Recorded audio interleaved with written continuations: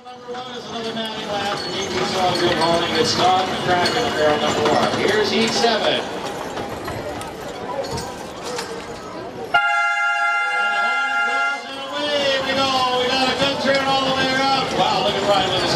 Northern Mountains taking off out there.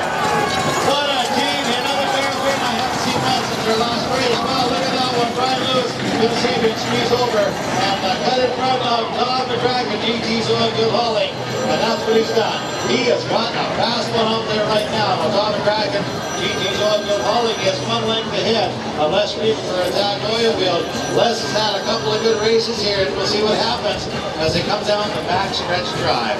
Brian Lewis already surpassing the quarter-mile mark as they come down now. He is 4 lengths ahead of GT Oilfield Hauling and Todd McCracken. Todd is pulling away a little bit from Les Reed for the Zach Oilfield. They're stretched out right now, but they want to do some catch-up now, and that's what Todd's trying to do. As they come into corner number 3, and on the home stretch drive, away they go. Okay, they're coming down now as they come across corner number 4, and on the way home, it's going to be Brian Lewis. Brian Lewis is on his way home.